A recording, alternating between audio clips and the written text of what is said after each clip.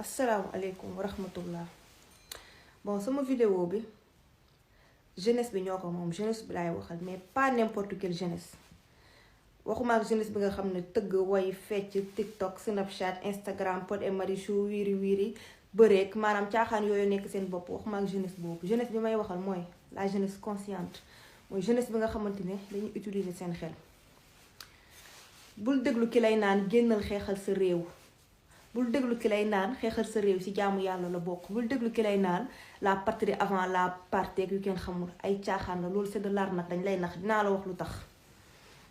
gis nga yàlla suñu borom bi muy sàkk doomu aadama, yàlla bi muy tàggat doomu aadama, bi mu koy tëgg di ko tabax, c'était pas pour mu ñëw ci àdduna bi naan dafay joxe bakkanam pour réewam changer. du woon pour loolu moo tax mu sàkk ko déedéet. avant tout il faut ñu xam d'abord lan mooy problème bi buñ ko bëggee saafara. problème bi du Macky, problème bi du Ablaye Wade, problème bi du Abdou Diouf, problème bi du Senghor. xam nga problème bi lan la? problème mu système lañu am. système bi fi tubaab bi teg depuis belle lurette, depuis des siècles muy exister. système boobu noonu mooy suñu problème. moo tax président bu ñëw rek day gën a yées moroomam. système bi lan la? ay loi la ak ay charte yoo xam ne ay doomu aadama ñoo ko tëral. seulement que ñoom dañu puissant, dañu am doole, ñoom ñoo détenir puissance ak richesse su àdduna bi yépp ñoom ñoo ko détenir. amul looy laal ci Sénégal lu dul ne seen loxo di nga fa fekk. bugguma sax xuus ci ñoom parce que temps bi duñu ko may, mais incha allah xëy na bon dinañ ci mus a ñëw. ok système boobu pour combattre ko solution bi lii kese la. mooy lan? ñu fexe propager tawxiid ci réew mi, fexe nit ñi tënku ci sunna yonent bi sallallahu alayhi wa sallam. lii mooy xeex système boobu. parce que bu tant que système bi jógewu fi, président bu ñëw day gën a pire. ce sera une éternelle répétition de l'histoire. changement du am. ndax lan? ndax parce que système bi c'est juste c'est benn système la rek boo xam ne maanaam système bi système bu satanique la ci gàttal daal. c'est le diable qui dirige. kooku boo bëggee xeex ak moom, boo ko bëggee faj, dangay dem ci boroomam, ci ki ko moom, diable bi ko moom yàlla. dangay dem, dañuy fexe ñu tënku ci yàlla. ñun sénégalais yi ñu tënku ci boroom bi bu ñu bëggee suñu réew soppeeku.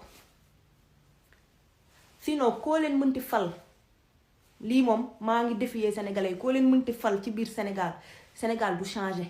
Sonko ñépp a ci bokk yam. koo leen mënti fal Sénégal du changer.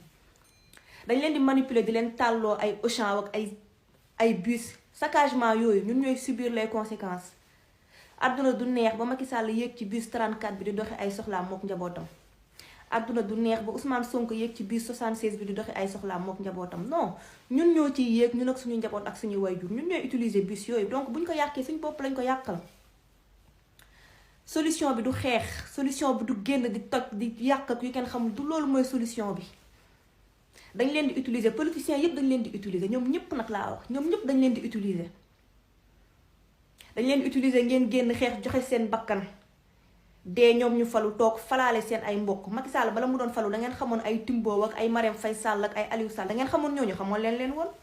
Sonko tam bés bu faloo noonu lay demee. ci ngeen di xam ay Fatou Sonko ak Demba Sonko yu ngeen xamul. dama ni muus leen ñu xam lan moo ñu indi fii ci àdduna bi. jaamu yàlla moo ñu fi indi. bul topp benn politicien bu lay manipuler. dëgg la li ñuy teg ci deru Sonko metti na, du dëgg du yoon, mais il faut ñu xam problème bi lan moo ko waral. Sonko tubaab bii duñ ko may dara. Macky Sall pion wu tubaab bii kese la. ok moo tax tubaab bi duñu may Macky Sall, duñu may Ousmane Sonko dara. lu mu leen jaral pour nangu seen ay moomeel, ñoom dina leen ko jaral pour ñu gën ko téye. ndax dañ fi yàgg, ñoo ko moom. alalu àdduna lu ne la leen jaral. kon foog ñu xam suñu problème buñ ko mënee saafara. réew mi ngi yàqu te ay du yem ci bopp boroom. ay du yem ci bopp boroom. asalaamualeykum wa rahmatullah.